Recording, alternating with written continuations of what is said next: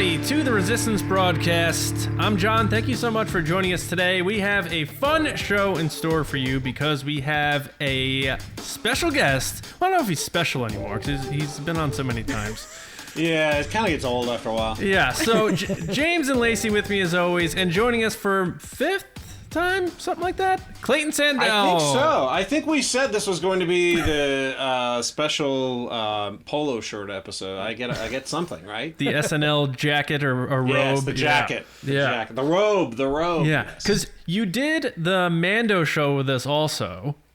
Right. And you've been on the podcast at least 4 times over the past couple of years. So, but yeah, welcome back. How's your quarantine going? How's my quarantine? Yeah, I've barely left the house in like 2.5 weeks. I'm sure the same with you guys. Yeah, we've been working from home. All travel has basically been canceled unless it's a major emergency. So. Yeah, I've been working out of the basement, put up a little set here to do live shots, and I've been doing a lot of radio from home, a little bit of TV. But yeah, we've just kind of, 2 kids, they're both home from school, doing the distance learning thing, which is fascinating. But yeah, we're all here all the time. Yeah. But we're making it. We're making it. Yeah. I actually think I had this thing like a week and a half ago. I had the fever, I had the body aches, I had the all the symptoms. Oh wow! And then it's finally gone away, and of course there's no way to get tested for it. But yeah, so I've been a little under the weather, and which I was on Saturday when Lacey wished me happy birthday, which was very nice. It lifted my spirits, and but yeah, we've been surviving. It's all good. That's good. Did anyone else in the house get sick, or is it one of those? Nobody else. No, knock on wood. Right. Nobody else got sick. So I've been walking around with my Clorox wipes. And, all the doorknobs and light switches. Have you? Stuff. I don't know if you guys have done this, but like I'll be watching TV, whether it's literally cable TV or Netflix or whatever, and you watch people like high-fiving and touching doorknobs, and you're almost like, what are you doing? Like, yeah. In fact, our ABC News Live channel that has been doing all this special programming, in between, like during the commercials, coming back from breaks and stuff, they'll run like a Good Morning America promo, and it's all these people in the Good Morning America studio high-fiving and clapping and hugging and doing all this stuff. Just coughing on each other. Wow, it just seems like so long ago that we did all of that, and I kind of wonder how it's going to change after the fact. Like, we're just going to elbow bump for the rest of our lives? Right. And, I hope not. I don't know. Yeah, I was never a hugger, but I'm certainly not going to start now. That's bogus, and I'll tell you why. Because you gave me, out of all the hugs I got at Celebration, you gave me the best hug. After really? Your panel where you had like Amy on and Dan and all them. Right. I came up and you had the high ground and you gave me like this bear hug, and I was like, that was a great hug. So don't be fooled, folks. Okay, yeah. He's a closet hugger. Try to hug Clayton every time you see him going forward. He's a closet hugger. That's the problem. Yeah. James, Lacey, how you guys doing? We had our show on Monday, and now we've got our own little quarantine updates on Monday for everybody. But how's everything going for you guys? I'm just glad Clayton's back on the show. I love having him on. It's his, we decided, I guess, 5th time having him on. So this is either the Empire Strikes Back episode or the Attack of the Clones episode, whichever way you want to look at it. Yeah. The 5th one. So Empire. Yeah. All right. I figured, Clayton, being that this is the 5th one, I'd finally get you in Kylo Ren cosplay, and I'm really disappointed that I know. I just get a Star Wars show sweatshirt. The closest I have, is a Death Trooper helmet over there on the shelf. But, what movie was coming out when you did that? Was that for Last Jedi? It was Orlando that we did that. So 2017, yeah. 2017, right. So it would have been before The Last Jedi. Before the dark times. So we'll do that on episode 8 then. Ah. Yeah. Okay. There you go. Okay. That works. Or 7, which is leading up to 8, however you want to look at it. So we're going to, speaking of Kylo Ren, Adam Driver wasn't really known when he was cast. And we're going to have a bit of a chat later, our main discussion about the history of well-known actors versus unknowns being cast in Star Wars and the precedent set over time, and whether that's good or bad, and things like the Mandalorian, what they're doing with well-known actors, and what we may speculate on what the future is going to be like for Star Wars. But first, James, the Will of the Force. Let's get into that. It's a fun segment, so let's just fire it up right now. I fear nothing, for all this, as the Force wills it. All right. Will of the Force this week, we got 4 questions, 2 of which come from our Resistance officers, and that's how we're going to kick it off. This one comes from our Admiral, Jetta Rosewater. Jetta wanted to know, will we see The Mandalorian on time in October, or will the show be pushed to November or later with everything else being delayed? Clayton, I'm going to start with you on this one. Do you think we're going to get it in October or November or later? I think we'll get it pretty much on schedule, whatever that is. Now, they haven't announced it officially, have they? Or did I miss that? They've October. said October. Okay, so yeah, I think we'll see it in October. My guess is, now that they are out of production, what little I know about the editing process and the post-production process is, it involves less people, and I think you could, when you're editing a show, you're doing it with just a few people, so you can safely social distance, I think, in that case, and there's probably some options that you have for remoting into that process. The editor and the director and producer are typically the only people that are in the room. There's not a lot of cooks at this point, so I think that can progress without too much in the way of delay. I think music-wise, Ludwig probably does everything electronically, right? So you're not talking about an orchestra or a band that has to come together. He does it on his couch, supposedly, so nothing's changed for him. So he can he's set. So I think given all of that, I think they can kind of keep on track. It's a lot different than hundreds of people coming in and out of the same couple of sound stages, and I can understand why that would have to have been shut down and cause some delays. But I think at this point, post-production, the sound, the music, the dialogue re-recording, I think a lot of that is able to continue on. So, and I also think that Lucasfilm, Disney Plus, Disney, they don't want to delay this at all. I mean, I think they want to get it out there for people as fast as possible. So that's my prediction, is that they'll stay on track with it. Yep.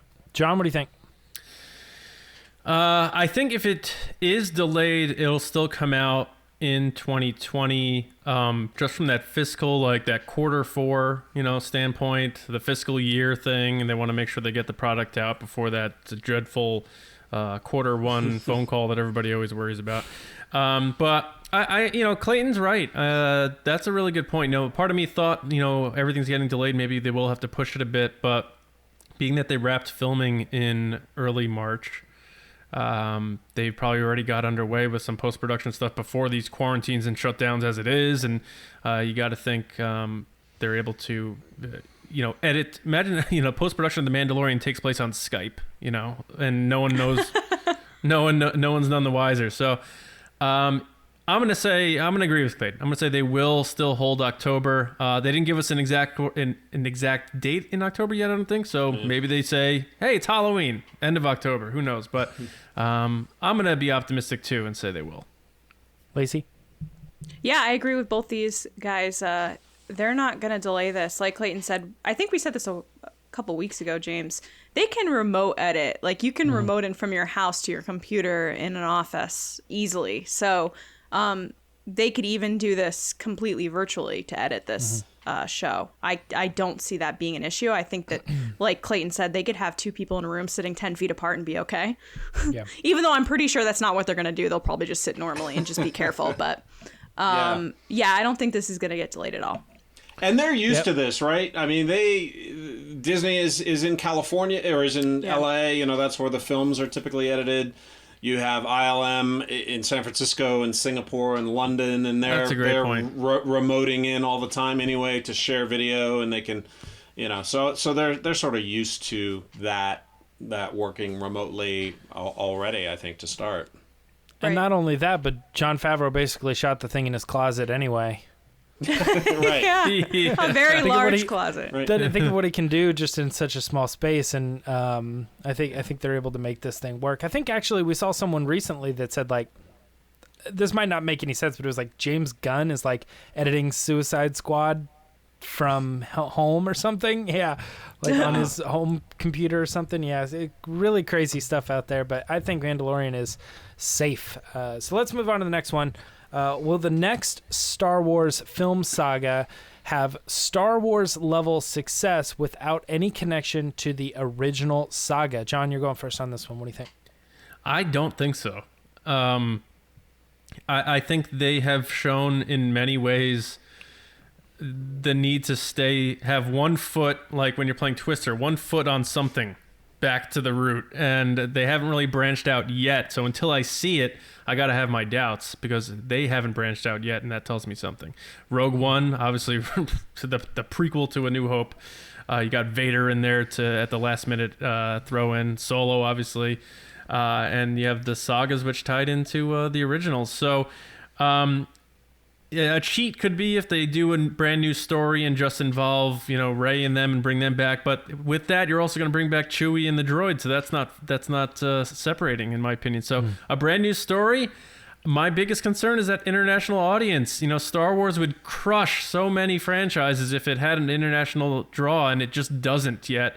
And if the legacy saga hasn't picked up with an international audience, I don't know that a new one would. So I'm going to say I don't think it will have the $1 billion guaranteed success that the Skywalker saga and those tied to it had. All right, what do you think, Lacey? I agree. I think we've learned from the past few films that just because it has Star Wars in the title doesn't mean it's going to be a crazy over-the-top success. The Force Awakens was nuts because it was the first movie coming back into the series, and it had Han Solo in it and, potentially Luke Skywalker and Leia and all the originals. And that was the draw back in. I don't think you can have this series continue in any way in new stories or old stories without some type of connection to the original trilogy in some way. Because even we look at The Mandalorian, it was an over-the-top success with new people that might not be diehard Star Wars fans, but people still look for those Easter eggs for original trilogy and prequels and all this other stuff. But yeah, we always do this, James. I compare it to Marvel, and no matter what Marvel movie it is, it always ties back to another Marvel movie, whether it be Iron Man or something else. Yep, that's true. Clayton, what do you think? Same thing. I'm on the same page with you guys. I think any Star Wars movie will probably make a lot of money, but I think it's not gonna hit the success of the others. And I actually think that if they, there's a chance here they have a clean slate if they do it right and they come up with great new characters, a great new story, a great new premise, and they're sort of starting from scratch. That's kind of the best way to go. I think I agree with Lacey. You have to have some tie to something, some tie in, some character, some place, something to tie it all together. But I think their clearest path is to just wipe the slate clean, come up with something completely new, and try and build on that. It'll depend on whatever that first movie, assuming it's a trilogy, it'll depend on whatever that first movie is out of that trilogy, and whether people latch onto it in the same way that people did in the past. It's tough, and I know we're all on that. I still think it's possible, though. I think that you were almost there, Clayton, when you were saying like they have a clean slate. I think they have ability to come in and be like, just let's put it all aside. Like Mandalorian doesn't have anything to do with the Jedi, and you know what I mean. Like they can kind of say, here's a new story, here's a new idea, and at the end of the day, the only thing they need to do is they need to say it's Star Wars, and I think people are gonna say, I want to check it out. I think the things that we've had the most struggle, the biggest struggle with, is a movie not living up to what we've set up. So like Solo maybe didn't live up to what fans thought, or maybe The Last Jedi or Rise of Skywalker didn't live up to what fans were thinking. And I think that with the potential of having something completely new, I think there's the good chance that a lot of people will be excited for that idea, that concept, and they'll go in droves for the first one. And then if it's good, which it probably will be, you can expect people to want to go see the second, want to go see the third, and build from there. But I don't know. That's here's hoping. So, all right. Next question we got is from Resistance Officer Admiral Dale Brooks, and Dale sent us the question. He wants to know: will the child be named in season 2 of The Mandalorian, and if so, will it be done by Din Djarin himself? Lacey, you're going first on this one. What do you think? Yes and yes. I think that we're definitely going to get a name for Baby Yoda, because we can't keep calling him Baby Yoda, or Tiny as we call him here on the Resistance broadcast. And I think that that's going to be the final step to him being the father figure, is giving the child a name.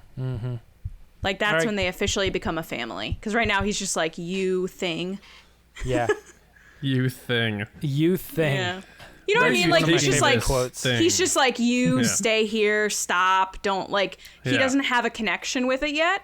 But a name, as we've learned through the sequel trilogy with Rey and all these other things, like, a name is super important in Star Wars. So I could see that being something that's that final push to them being a family. My question is, does it already have a name? I don't know. Yeah, maybe. But Clayton, what do you think? Is Din Djarin going to name the child? Yeah. Yes, I think Din Djarin is going to name the child, and I can actually reveal his name is Steve. So I should have said spoiler alert, but no, yeah. I think that's how it's going to go down. All right. John, what do you think? Steve Palpatine? Is that Steve Palpatine. Steve Yes. Palpatine. I wasn't going to reveal it all, but now you have. Okay. Steve Yalpatine. It's got to have a Y. we said Palpatine's clone son in The Rise of Skywalker was Steve Palpatine, but I think he's 50 years old. I think he already has a name. Because if I was 50 and I still didn't have a name, I'd be pretty mad, you know? So I think he has a name. I think they're going to find out from somebody else. They're going to be like, you've been calling him what? Like, that's Elton. What are you talking about? So I don't think Din Djarin's going to name him. I think they're going to find out in some kind of cool reveal, and whether that involves like Ahsoka or whatever, who knows. But I think he already has a name. He's 50. Come on. Yeah, I'm actually with John on this one. I think that there's a good chance that he might already have a name. I didn't know you were going to answer that. That was kind of my brief thought on it, is that he might already have one. Carl Weathers, during the interviews for season 1, said it already has a name. And I don't know if that's just something they told them and they had to sign an NDA for, that they're going to reveal in story, and it still could be named by the Mandalorian. But him saying it already had a name made me think that he already had a name, but I don't know. That can mean a lot of things. Carl Weathers, he says a lot of things. Yeah, I got you. I think the closest that you're going to get to this is a nickname. That way they could put out a season of toys where it says Tiny, and then a third season of toys where it says the real name. So you just buy, you have to buy all of them. Yeah. Yeah. So it's the child for the first season, Tiny for the second season, and then like Yiny. Well, they called it Baby in the show. Unit. They're like, come on, Baby, do the magic hand thing. Yeah. So that's it. Or actually, we got one more. Do you guys want to do one more? All right. Sure. One more. Will fan favorite Jonas Suotamo play Chewbacca again, more than a brief cameo, in a future Star Wars project? We're back at you, Clayton. What do you think? I'm going to say yes. I have this vision of Eunice walking around the house with his black makeup, just ready to throw it on and go. Like he, if they called today, he would be there tomorrow playing something. So I know he's willing and wanting to do it. I think he will. What's great about Chewbacca is that he's so old, right? So you can drop him in a lot of different places along the timeline. And so my prediction for this is that he's going to show up probably in one episode of the Cassian Andor series. That's my prediction. Nice. Yeah. Chewbacca's in the prequels even. Yeah, exactly. Yeah. Right. So there's a lot of places that he makes sense to drop in. I love what you said there. I think that would be a great like Star Wars show skit or something like that. And he's like, what'd you say? So, and he's like getting ready to put on the mask. He's already got the makeup. He's like at the grocery store and stuff. It'd be so With the makeup on, yeah. Exactly. John, do you think he's coming back? It's funny. The makeup makes him look like the Hamburglar or something. He's just like a raccoon. Sure. Yeah. He has to. For so many reasons. Like one, what Clayton just said, the guy's obviously always raring to go. He's been very open about, he'd love to do more solo stuff, and he has said make Solo 2 happen himself and stuff like that. And he hasn't. At one point, he stopped doing it, and they probably told him to shut up. So maybe that's happening.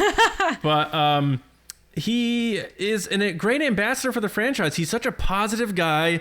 To take over for Peter Mayhew in such a way, and now has been Chewbacca for as much on-screen time as Peter Mayhew.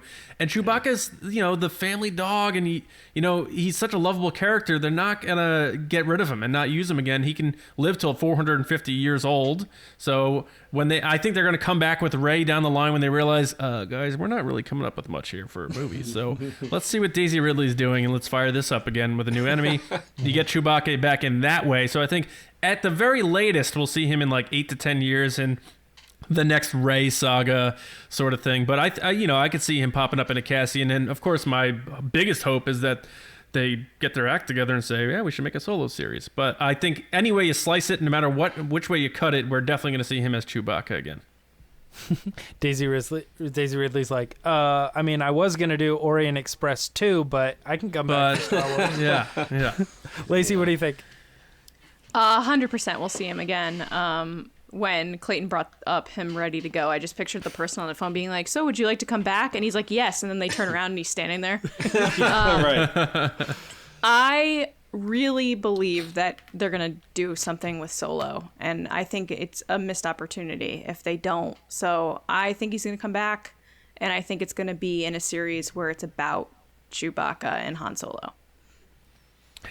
Man, I really hope so. And I too think he's coming I'm back. pretty confident about it, yeah.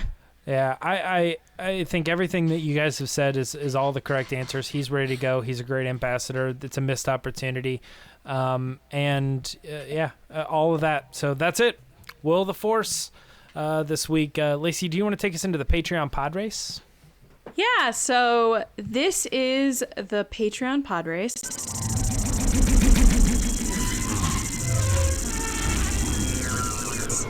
And what this is we have a lot of ways you can support us. Here on YouTube, you can like, comment, share, subscribe, etc. You can follow us on Twitter at RBATSWNN.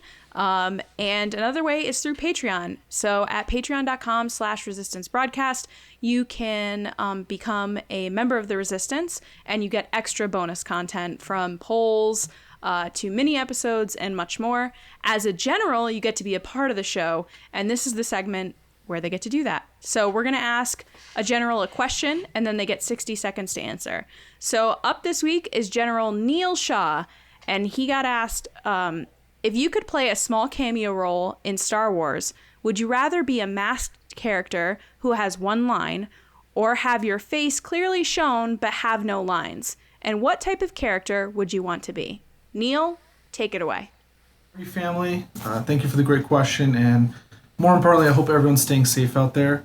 I really had to think about this, but ultimately, I would want my face clearly shown, even if I don't have any lines, because this is the way. Sorry about that. The reason why is mainly because, hey, even if I don't have lines this one time, I could show up in a subsequent movie and have lines there. I could be in comic books. And guess what? Everyone will know who I am. In terms of what I'd like to be, who wouldn't want to be a Jedi, especially with the High Republic? This is the way.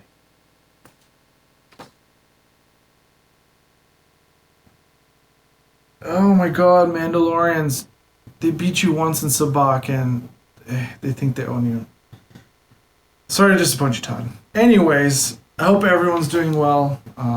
Stay safe out there, and once again, thank you for the question. Have a good one. Lots of love. Bye. All right, Neel. That was quite the production value. Wow. let's just say this is the way. John, you're going first. What do you think? Well, that was like seeing Maul pop up at the end of Solo in terms of the cameo in that clip there. You have outdone yourself, Neel. So welcome to the full rotation slot there. I liked your answer. I actually said I wouldn't mind being not a masked character, but I think I would want my face shown if it was the two and have no lines also. But having a line is cool too, but I'll have to go with, have my face shown, because you want to brag. You want to say, freeze it, that's me right there, and I can prove it because that's my face. And then being a Jedi, of course. But great job on the vid with the bobblehead and whoever that weird guy was with the mask on. Thank you, Neel, for all of your support, being positive and being very informative with all that's going on out there with the medical world for this pandemic sweeping the globe. We appreciate all your support and your positivity. You're the man. Thank you, Neel. Yeah, so for people at home, Neel is a doctor, actually. So he is going to be heading to the hospital soon to help out there, and we're so grateful for people like him. So thank you so much, Neel. Your video was hilarious. Great answer. I'd want to be a Jedi, too. James, what do you think? I think I actually know who that person was. It's what is it? James Dean's nephew, or who's the guy? John Wayne's nephew? John Wayne's grandson? John Wayne's grandson? Yeah. Swinging a miss. No, never mind. Yeah. I didn't know who the guy was. Right. Point is it's not actually the Mandalorian. All right. Right. No, great pod race. Loved it. Very, very clever, very funny. And I think not the first time we've seen editing, but one of the few times we've ever seen like a story. Narrative. Yep. So Clayton, since you're our guest, I'm going to ask you, if you could be in a Star Wars movie, would you want you as yourself giving a line so that people could see that it's you? Would you want to be in a mask? And then what character would you want to play? I love this question. And Neel, great video. And thanks for all you're doing. I would love to have my face shown, like John, I agree. But I don't think I would want necessarily to have to deliver a line, because they could always cut it and it would just, you'd be nothing. But here's who I'd want to be. I'd want to be, I think it's a Deveronian, the guy from, with the horns and the red skin. Yeah, devil-looking. The devil-looking guy. Nice. Yeah, so it's like your face, but you're kind of in costume, so you're not totally covered up. And he's just given that crazy, menacing look that just pops off the screen. You remember it. It's just iconic sort of visual shot. So, and like John said, you could still freeze frame it, prove to your friends and your family that was you. Right. But you're kind of given this weird, creepy vibe that is a quick visual. It's maybe a second or two, and there's no line to be cut. So that's what I think I would want to be. What about you guys? I remember when The Force Awakens came out. I don't remember who I was with, but somebody was like, was that Judah Friedlander? Like the guy from 30 Rock. He's in Maz's castle and he turns around and goes like when they walk in or something, he turns around and was it him? What? Yeah, no, it's him. Yeah, for real. Oh. Yeah, but it's kind of one of those things, he doesn't have any lines or anything. He just has one quick shot and everybody's like, oh my God. What are you doing in there? Yeah. And you can't be made up too much. I noticed watching the documentary that came with The Rise of Skywalker, there's that guy, the actor from Curb Your Enthusiasm, Jeff Garlin. Yeah. Is in there. And he's I didn't recognize him until he spoke. And I was like, oh, that sounds like Jeff Garlin. So you don't want to be too made up. Right. It's got to be just enough so that people can still recognize your face and not. And again, he doesn't have a line in the movie either. Doesn't have any line in the movie. Yeah. If we ever get to go to Scum and Villainy again together, Clayton, you have to show up in that devil horn. You can wear your normal clothes, but you have to wear the red. Yeah. It's a deal. No problem. I'm there. You guys are crazy. So again, thank you, Neel. And now we're going to head to John for the discussion. Okay. The discussion this week is Star Wars better with unknown actors? Obi-Wan once thought as you do. All right, so when we look at Star Wars characters, do we want to see the character or a big-name actor playing a character? Star Wars has been known to cast unknown actors in major roles for the purpose of defining a character with itself and not a marquee name, but we've also seen some very big names play characters in a galaxy far, far away, and if recent rumors are true about The Mandalorian, we are trending more in that direction. So we thought it'd be fun to have a discussion, talk about familiar faces being cast in Star Wars, the history of it, the present, and speculate on what they may do in the future with new sagas and that sort of thing. So I'll start off here and just say I am a big proponent of the saga stuff. Like, I was very happy that they cast unknown actors, for the most part unknown actors, with the new generation in the Skywalker Saga sequel trilogy. Like, I'm glad that they didn't cast whatever actress, Emma Stone as Rey or something like that. It was going to be, I think Jennifer Lawrence was up for it. That's what I mean. Like, I'm glad it was someone I didn't know, so that when I was first introduced to Rey, I'm seeing who is this person, who's this Rey. It's not Jessica Alba sliding down a hill on a tin can. And the same thing goes for Solo. Like, I'm glad it wasn't like Zac Efron being cast as Solo. It was this kid who I didn't really know too much of. He was in 1 or 2 movies or whatever. And I think that really does well for Star Wars. And that's what George Lucas said he wanted to do when he first cast Star Wars. He wanted to cast unknowns because he wanted them to be Luke Skywalker and not whoever, Richard Dreyfuss or whatever the situation was. So that's where I'm at. But I'm also realizing that they do often cast, big roles with famous names. Saw Gerrera was... as I'm forgetting his name now. Forrest Whitaker. Yep. Mace Windu is Samuel Jackson, that sort of thing. So I think there's a balance there, and that's just kind of my starting point. I think some of your main heroes kind of need to be off-the-grid folks, and then you could sprinkle in some big celebrities there. But Clayton, I'll toss it to you. Where are you at with this type of thing, and do you lie one way or the other, or do you not care? I do. I am more... I'll put it this way. Star Wars has never needed star power, right? And for me, I am way on the scale of I think you should be casting mostly unknown actors in these roles. I think that if you have somebody who is too well known, they just bring a whole lot of other baggage, roles you remember, and I just think it kind of takes you out of the story. You mentioned Solo. I remember the one casting announcement when I heard it, I was kind of disappointed in, because I knew this person would come with all this, like I said, baggage, was Woody Harrelson. He's a great actor. I love Woody Harrelson, but I didn't think he fit in Star Wars. And he did a great job, and it was fine. The role was great, but you have these people with long histories like he does, and now we're hearing there's a rumor that Jamie Lee Curtis may pop up in The Mandalorian season 2, and it's like, I love Jamie Lee Curtis, but I don't want to see her in Star Wars, because I'm just going to be thinking of all of her other roles, and I'm going to look at her on screen and think, that is Jamie Lee Curtis, and that is going to kind of just take me out of the story. Whereas you had a movie like Rogue One, which was, with the exception of Forrest Whitaker, I mean, that was all basically people who were just on the cusp of stardom at the time. And, you just didn't think about who they were before, what they had done, what they bring to the role. And it's like if you had somebody famous like a Tom Cruise, what kind of role Tom Cruise is going to play. Like, know what role he's going to be in. Doesn't matter what he's playing, he's going to be Tom Cruise. And for me, any big name actor is going to bring that. And I just don't think you need it. I think it just takes you out of the story. You want to focus on the character, the story, and I think big names just take you right out of that.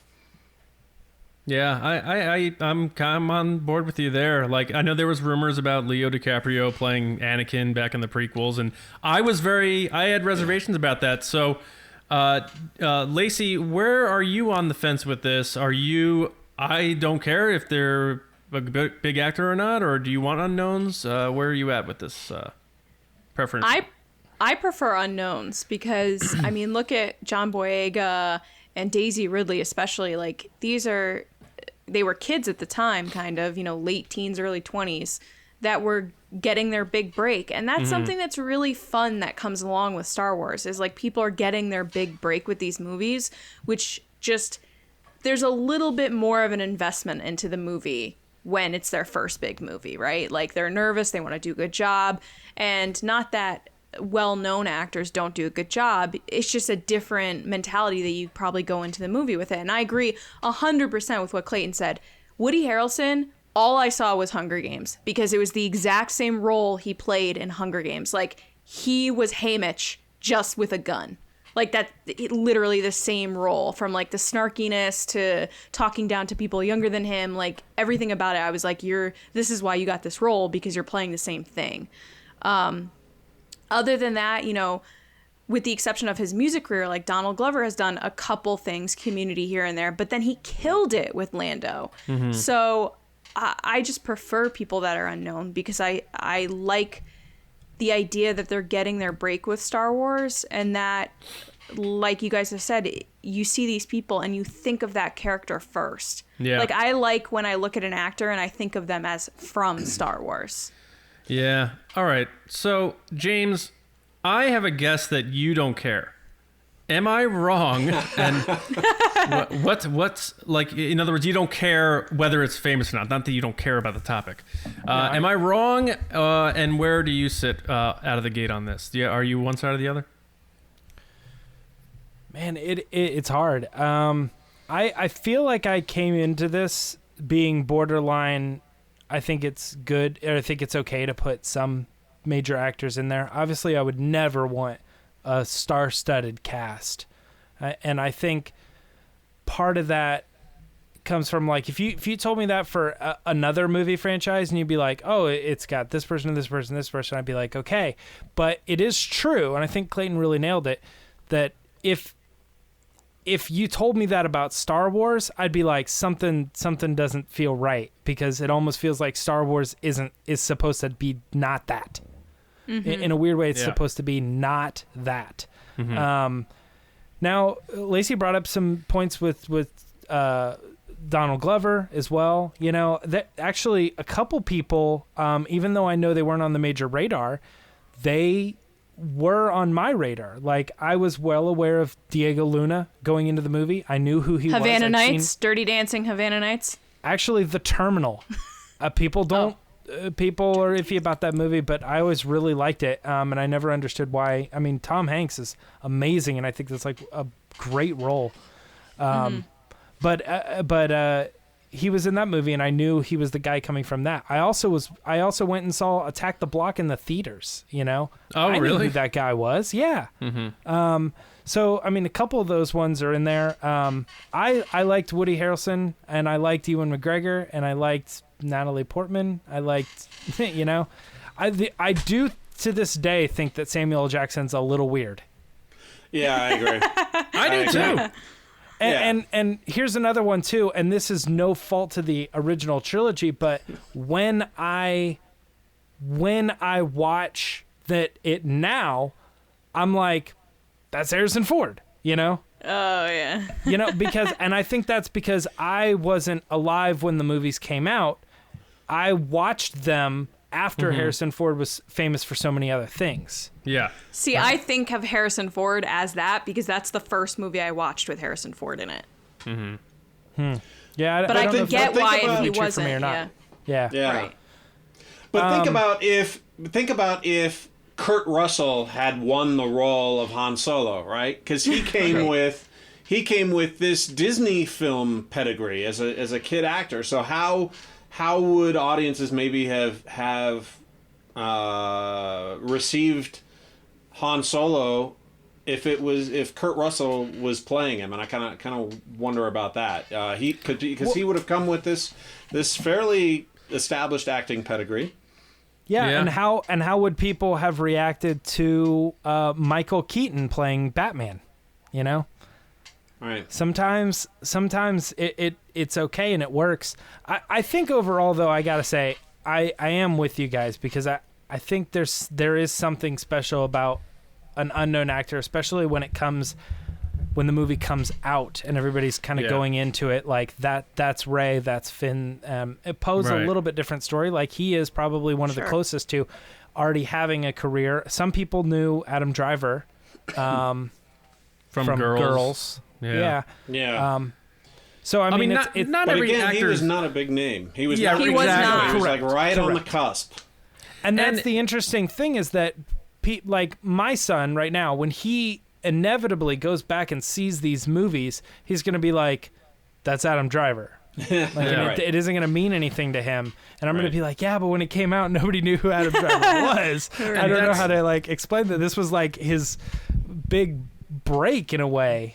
That's kind of what, so when you look at, like, people are going to probably comment saying, like, well, the prequels had Ewan McGregor and Natalie Portman, and but when they filmed those movies in 1997, no one knew who Ewan McGregor was if they didn't watch, like, Train Spotting or, like, watch Leon the Professional and see a 13-year-old Natalie Portman.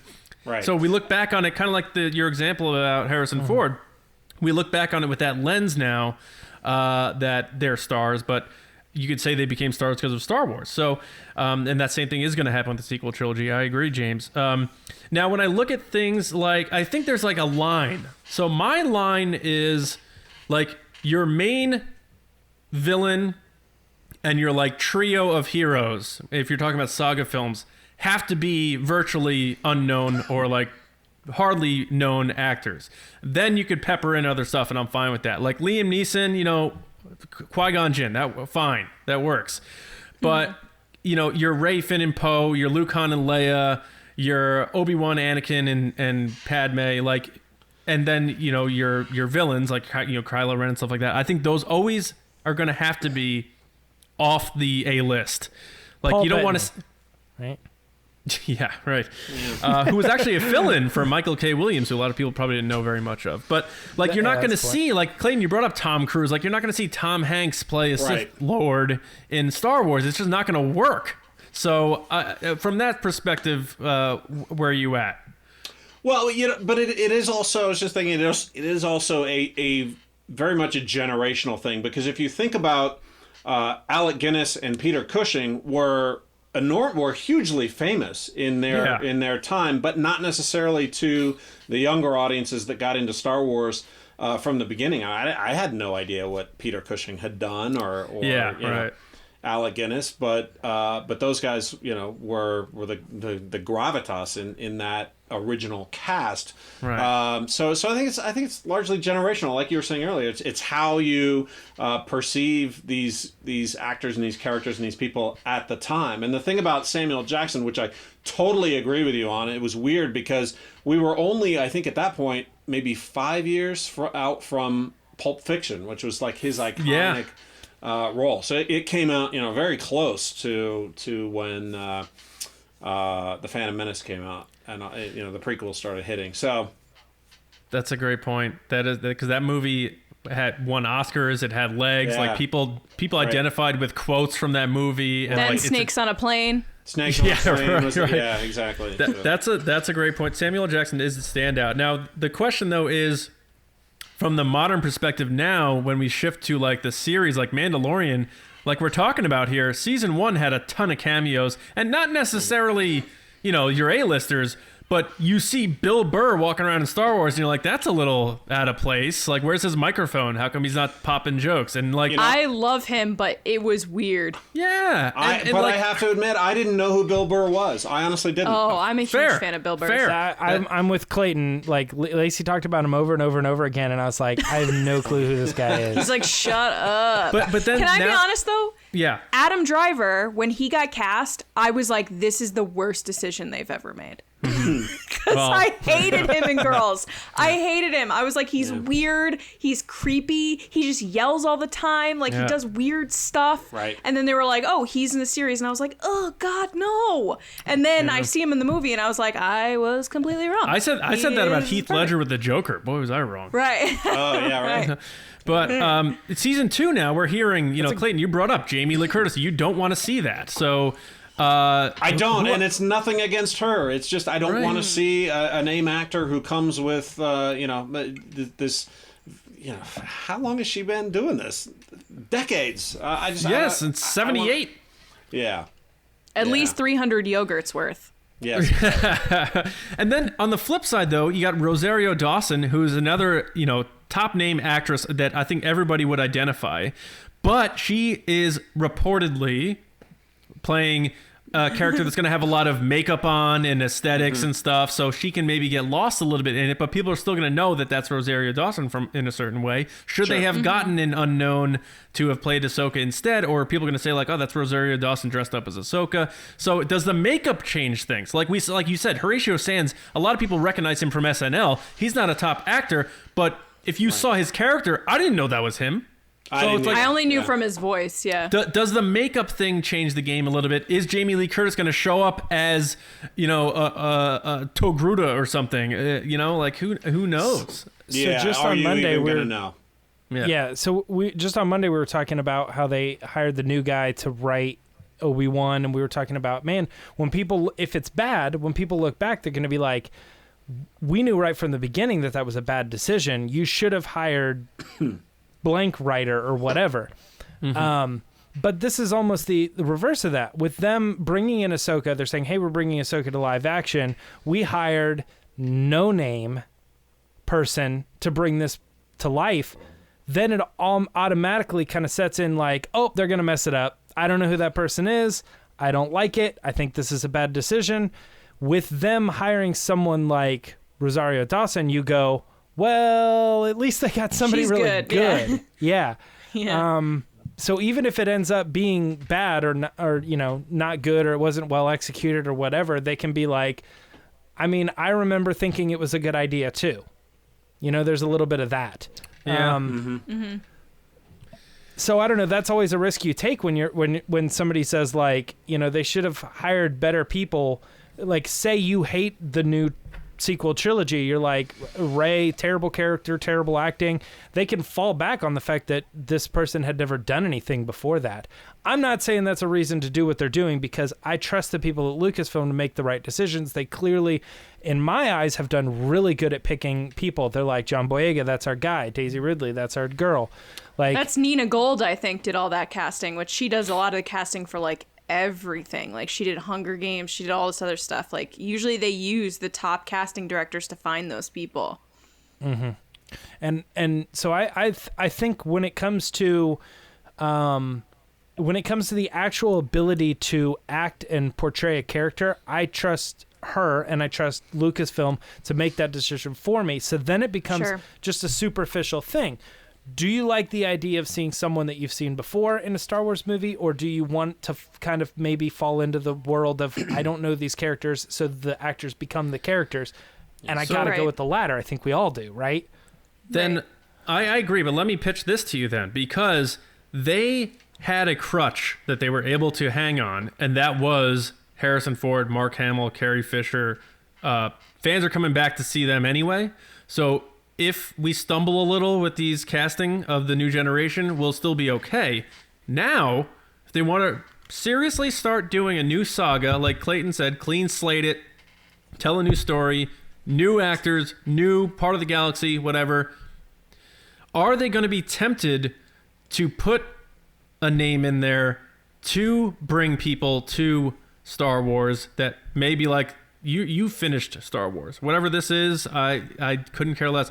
Are they going to be tempted to get some familiarity in there, or are they going to say we're going to roll the dice and not have the crutch anymore and still see what works? Clayton, what do you think on that? I think they might be tempted. Sure, yeah. I think at any point, you have to at least consider bigger names or more recognizable names for projects. But I hope at the end of the day, if they're going to be true to kind of the original, Lucas's original aim here, and go with, people who are going to embody the character and not, come with a whole bunch of star power. I think if they stick to the original philosophy, then at the end of the day, I hope they go with people who are just complete unknowns, or just marginal unknowns. I mean, I didn't know who Daisy Ridley was. I kind of knew who Oscar Isaac was because he'd done a few things, but they were sort of names that if you went and you Googled them, and you would see that they had a pretty some impressive work in the past, but they just weren't household names, and I think that really benefited the stories. Yeah, it's kind of like they're like, oh, Oscar Isaac. I'm like, yeah, he was in Inside Llewyn Davis. And Yeah, I'm like, right. oh yeah, did Who you see saw that? that? I'm like, no. Yeah, no. It was really good though. Yeah, it's great. Lacey, James, what do you think on that? Like, new Saga to clean slate, are they going to be pressured, or do you hope they still ignore that and follow the model? Well, I always hope that they do something which is like 75% new and 25% something you recognize. When it comes to like canon stories, I want to see 75% new, and then I want to see like old stuff brought back in, and those familiar ties on so many different levels. And I think just the casting for these movies is another great example. I think that it's very good that you're casting, a bunch of unknowns for the movies too, but it's always good to be like, well, we'll throw in a Woody Harrelson, we'll throw in a Forrest Whitaker, how do we feel about Ben Mendelsohn? Was he? Oh, loved him. I mean, I love Ben Mendelsohn, but did we go into knowing who he was? I didn't know him. Yeah, I didn't know him. I know he had done. He had done a couple things, but no, I didn't really know him. I don't think I did personally either, but I was thinking maybe he might be another, like, hey, if you're not sold, if you're looking just at the cast of characters, I think the sequel movies had a really good out. They're like, yeah, but it's got Harrison Ford and Carrie Fisher and Mark Hamill. Right. That was their 25%, the names you recognize. But when it comes to the sequel, or not the sequels, but the spin-offs, it kind of feels like they want to throw some people a bone and say it's not completely unknown. Here's some familiar people, and I don't think that's a bad decision. You know what I mean? To throw in, like, for every 6 characters that are new and have a big focus, to throw in maybe like 2 familiar faces. I mean, look at The Mandalorian when they had the panel. It was Pedro, who I didn't really know him. I don't watch Game of Thrones. And then it was Gina Carano, who's done a couple things. She was in Deadpool, whatever. And then they're like, here's Carl Weathers. Everybody knows him. We're all like, yeah, we do. Right. So it's like that kind of thing. Or saying like, oh, it's Giancarlo Esposito. But if you didn't watch Breaking Bad, you're kind of like, okay. Yeah. But you know who he is. Yeah. So they That's a did good that point. kind of equation with The Mandalorian, too. And it really worked. Well, then who was the client? What was his name? Oh, Werner. Yeah. Werner Herzog. Yeah. Yeah, and there's like a hey, you may or may not be interested in this, but maybe you've seen this guy's previous work. Sure. Yeah, and he's You know, more they known just throw him behind the in there. camera too. So, Right. yeah, I think Mandalorian's thing is more of the peppering of familiar faces, like Easter, Right. almost like Easter eggs in themselves. Like, oh my God, Yeah. Michael Biehn, you're doing Terminator callbacks here. That's cool. And it's like that whole thing of Jon Favreau playing with all his action figures as a kid. He's like, I'm gonna get the guy from Terminator now, and he's gonna fight this guy, and we're gonna do all this. But I do have, like, my line is that whole thing though, like you say, James, the ratio's there, but I don't want the ratio to be like the one famous person is the next Luke Skywalker. Like, Oh yeah, it's got- Horatio Right. Sands. The Horatio, yeah. Like, I knew you were gonna say that too for some reason. I was like, I better not say the word ratio Because we just James talked is gonna- about it. Yeah. Yeah. But yeah, I think it can be a little dicey. I'm not really sure where they're gonna go with it, but little concerned maybe, because I think they are, it's still a Disney product, and Disney may be like, so you're not bringing back Harrison Ford and you're not doing this. You better cast somebody because we have shareholders. I know you want to stick to your canon and George's ideals, but so I'm curious what happens now that the crutches are gone, so to speak. Sure. But I agree with you, Clayton. I hope you're right. I hope they stick to the model though. Is the whole thing different because it's TV? I think is it's there up to any- Jon Favreau. I think Yeah. that's literally what it is. Yeah, that could be the case. I guess I'm wondering if there's a precedent set by Mandalorian. Maybe Disney is okaying more celebrity cameos because they're like, well, it's not like our mainline Star Wars. It's not like our big budget movies. So like maybe they think of the TV show as, yeah, throw in more fun Easter eggs, throw in more random cameos, like make it fun and let people kind of talk about it a little bit more. We need more promotion on this property than just the name itself. Like, we feel like maybe movies can carry themselves, but we're worried about Disney Plus at least a little bit. Let's get some names in there. Let's get people talking. Maybe that's part of it. I don't know. No, I think it's more Jon Favreau has a lot of famous people, and people are like, hey, I heard this thing's really cool. I really loved it. Can I be a part of it? I think that's more of it, because if you look at his other projects that he's been a part of, like Marvel and then Lion King, he got like every famous person ever. Was like, hey, do you want to play a lion? And Beyonce was like, yes, I do. That's a good point. But it's also like they were hoping for big bucks on that voice cast. Of course. Because they were just like, we're going to throw in this person, this person, this person. Right. But I think that with this one in particular, from the panel and the discussions and the interviews and stuff like that we've heard from Jon Favreau and Dave Filoni, it kind of seems like a ragtag, like, hey, this person said they were kind of interested. Hey, I saw this person in a restaurant and they mentioned it, so I said, come on down. Like, it seems like that. Yeah. Come on down. Yeah, come on down. You're the next contestant on The Mandalorian. And the rumblings being that there's not the bad stigma that was tied to the Skywalker saga, where people were a little, maybe hesitant to the toxicity. Like, The Mandalorian is pretty much drama-free. Universally loved, yeah. Yeah, at this point. Yeah. So even directors are like, you know what? Maybe I'll go over here. Like, I'll dip my toes in the Mandalorian pool. Yeah, you keep the Skywalkers over there. I'll go work on Mandalorian for a day and then go back to what I was doing or something. But right. I mean, the TV maybe is a different animal, like you say. I'm not sure. But final words on this, guys.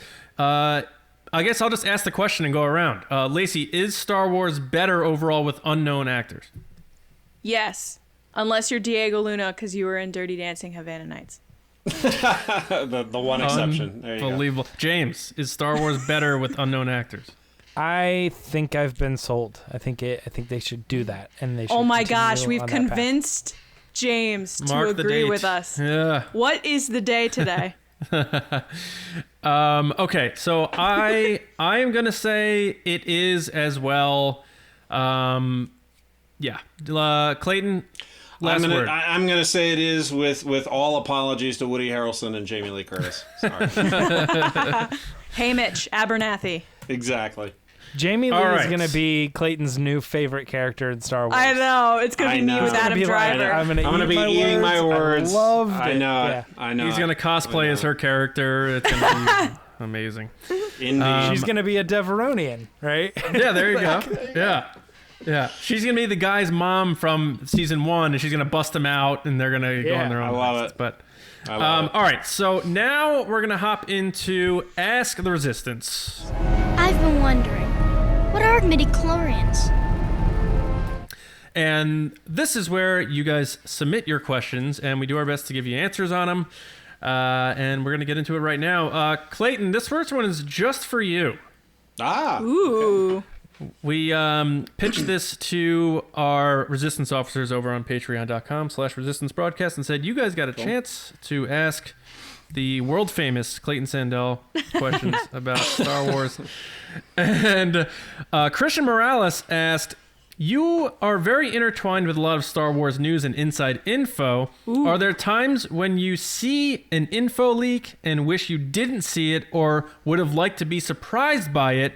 And I added this. Any specific example from the past? Yeah, so I can give you two. But the first one we may have talked about before, and this was I was in like third grade when my best friend Chris Martinez ran up on the playground and told me that Luke and Leia were brother and sister. And it devastated me to know this without seeing it in the movie. And I swear to you, as much as I love Return of the Jedi, it still clouds my viewing of that film. That experience is so traumatic, which is why I'm so anti-spoiler overall. But the more recent example is someone told me, and I went back and looked. It was the beginning of February that I had this conversation with somebody who told me this news about a live-action Ahsoka, and it kind of came in it's just sort of popped up in a conversation we were having about something else. And I immediately had flashbacks to 3rd grade. It was like, oh, I didn't want to know that. I did not want to know that. And, my job, I sort of had this side hustle reporting on Star Wars. But that sort of thing is not the kind of thing I would have, pursued and reported out. Because, and I'm not just saying this because I'm technically a cast member, a member of the, on the payroll at the Walt Disney Company. But I do believe that companies that spend months and months and sometimes years spending millions and millions of dollars to create these stories, I do kind of feel like they have the right to roll out and reveal these stories, when they want to. And so it wasn't something I was going to report out and talk about. And it ended up coming out. It ended up coming out anyway. In fact, I remember talking to somebody at Lucasfilm, and I said, I just heard something that I'm going to try and forget until the show comes out, because I was sort of bummed that I heard that. So yeah, it's cool to sort of be involved and talk to the creators and kind of know a little bit about what's going on. But sometimes it's a fine line to walk, because, like I said, sometimes things just kind of pop in your lap and you just kind of wish that you hadn't heard them. So that's one recent example. So do you have any precursors where if you're talking to somebody who will know something at Lucasfilm, do you say hey, listen, I'm so glad to be talking to you, but if you know anything, don't even open your mouth? Is it one of those things? Usually not, because they're typically so good about just not saying anything. I mean, clearly, as we've seen in the last few weeks, there are some leakers out there, and and that's for better or for worse, they're out there. But not Norton. Usually, sometimes I have a conversation with them, and I'll say, look, I'm really not probing for information here. I'm just sort of excited about what you do and how you do it, and whether it's a creative thing. So I try not to ask a lot of questions about plot points and spoilers and things like that. It's sort of a weird position to be in, because normally if I was covering a regular old news story, we'd want to know everything, and we'd be tweaking people, telling them to reveal what they know and tell us everything you know. Come on, let's figure out a way, and it's funny. I kind of put the brakes on that when it comes to Star Wars, because at the end of the day, I'm still a fan, and I want to be surprised. I was bummed about the Ahsoka stuff. I really was. I was like, this would have been such a cool moment in season 2, and it's just been ruined for me. Yeah, I really do. I don't know how big a role she plays, but I kind of felt like, to me, that it was season 2's Baby Yoda. So I was kind of right. I was kind of bummed. Absolutely. Yeah, I was bummed. by it. So you say that. So you believe that this wasn't a thing where she's going to pop up in a trailer or a poster. This was going to be a in-show. Boom! There she is. Yeah, and look, we've been kind of. I felt a little misled on Fennec Shand, for example. I kind of thought she was going to be a much bigger role than she ended up being, and maybe she'll be back. I guess we don't know.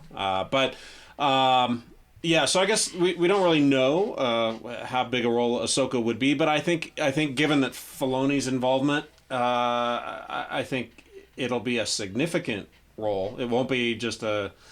I don't think it'll be a throwaway cameo by any means. I just wish I was surprised, because the Baby Yoda thing I was literally screaming on my couch at 5 a.m. Like, I was so excited.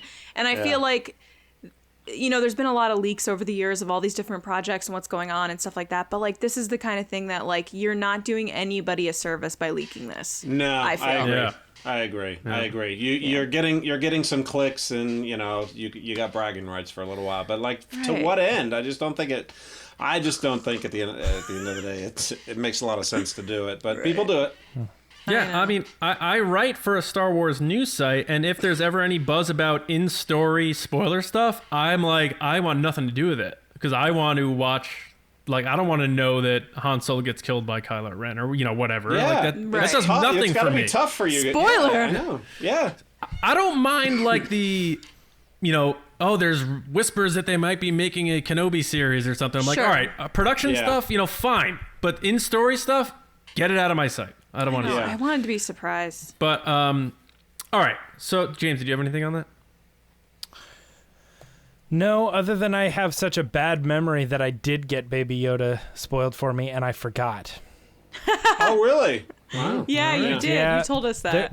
There was a leak, and I watched the video, and I remember it being talked about, and I was like, I kind of like rolled it off, like I was like, okay, I trust this person, I think, so that's probably gonna happen.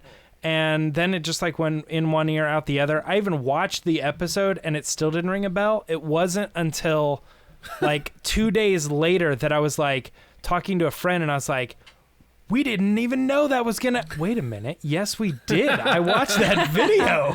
I knew that was gonna happen, and I just totally forgot. Well, good. I saw after the fact that people had talked about it in certain places, and I was so thankful that I hadn't seen Right, you any didn't of that. see it. Yeah. Agreed. I'll never forget seeing the rear pointing shot, and you see the ears pop up, and I'll never forget that. You know, Right. so I'm And you very just happy know. about that. Yeah. Yep. Yeah. And now it's going to be like Question 2. we're watching. We're going to be watching Mandalorian. Like, is this the Ahsoka episode? Is this the Ahsoka episode? Is this the... Yeah. Exactly. I mean, that's how I'm watching Clone Wars now, but that's because of trailers. It's like, is this the Darth Maul? Is this when are we getting there? All right. Now this one, more of a direct answer type of thing. All of us will go around quickly here. Kenny Craley Jr. at Kenny Craley. Way to get your handle, Kenny. Good job. He's always tweeting at us and supporting us. So thank you, Kenny. Awesome. He asked, what is your most prized Star Wars collectible you all own in your collection? Lacey, you don't have much Star Wars stuff, so why don't you go I don't have first? anything. I don't. Yeah. 2 things. One, a Last Jedi poster that was signed by Mark Hamill, and he was so kind, and then he tweeted me about it, and it was so wonderful, from the airport. And a Finn action figure signed by John Boyega. Nice. Nice. Is it TFA figure? Yeah, the stormtrooper. It's like right here. Ooh. With Oh. the bloody helmet. Nice. That is cool. All right, I'll have to pick that up when I stop by. James, how about you? You guys know I'm not really like a big collector of stuff. Neither am I. But I think one thing that's really cool is I have the Lenovo Jedi Challenges game, and I never would have bought that. But we got it as like a review unit or something, and I remember when like I love AR stuff, and I was able to like pull it out, and then my family was like, we all had like an evening where we were all doing it and stuff, and I was like filming it for the review and all this, and it was just really cool because I was like, it was nice to be able to be like, yeah, they just sent it to me for free, you know. So, like, and they're like, how much is it? And I'm like, it's pretty expensive, you know. Like, so I think every time like I look at it or look at the box and stuff, like I'm always like, man, that's a cool Star Wars memory for me, and that has to do with like a physical product. I have that. It's super cool. John, you have to come play it. Yeah. You have that? Yeah. I don't know. I don't like playing things I'm not good at, so we'll see. But It's literally you just swing it and all right. you fight people. Clayton, we may have talked about this before. I know you do the Facebook tag sale hunting when there's not a So global smart. virus pandemic. Yeah, right. But what do you have one item that is your prized possession that if you got to get it out of the house for safety, you grab it? What is it? Yep, I got an easy one. 1977 original soundtrack. Yeah, and like James, I'm not a huge collector, but this has been mine since I was a kid, and I don't even have a turntable at the moment to play it, but it's awesome, and I keep it as protected as possible. It's got these awesome photos. And Oh, that's so fun. Man. It's really cool. And then I wrote Star Wars, just in case you didn't know, on the sleeve of the disc here. So, that's probably my most prized Star Wars And it possession. It is the actual vinyl in there. It wasn't switched out It's for like actually- an ABBA record or something. Yeah, no, it's the actual vinyl with the original track names, which, as you probably know, have changed over the years. So Yes. they're called different things now. So which is sometimes made it hard for me to find which song I'm looking for. But They have all the original tracks on here, and it's a little scratched up. I don't know exactly how it's going to sound when I finally do get it on there. But yeah, I was lucky enough to run into John Williams in December at the Skywalker premiere. So it was just like like worshiping a god. Yeah, seriously. That's it. Yeah, huge. That's amazing. All right, well, I'm just not gonna go. No.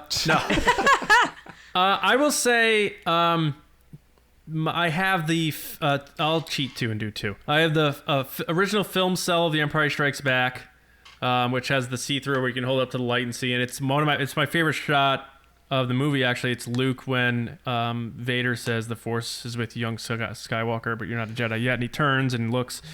And then also when I got to go to the Last Jedi premiere, my wife put it in this frame with photos of me from the red carpet and surprised me with it, and it's hanging up on my wall there. So it's just a unique thing and a memento. So I would have to say that. Okay, next one is from Mike Rumore at Drum Jedi, and he said, "What is your favorite new activity now that you found yourself doing during social distancing?" So, Clayton, have you been doing anything you usually wouldn't normally be doing now that you're trapped in the house? Yeah, and it's Star Wars related. Since my kids are home, my 6-year-old, who's in kindergarten, is home all the time now. And when he does his schoolwork online, he goes downstairs into the basement and fires up Jedi Fallen Order. And so I've been sitting there watching him play because he knows how to get through it. I haven't even really started it, but he knows all about it and knows where he knows the dialogue, he knows what people are going to say, like he's played it enough. So my sort of social distancing quarantine pastime has been watching him play Fallen Order, which is fun.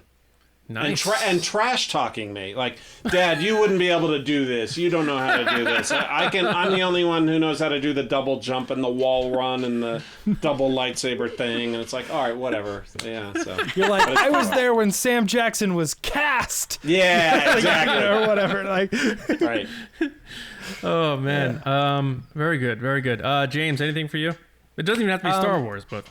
No, yeah, my two things are the same thing, but kind of Apple related.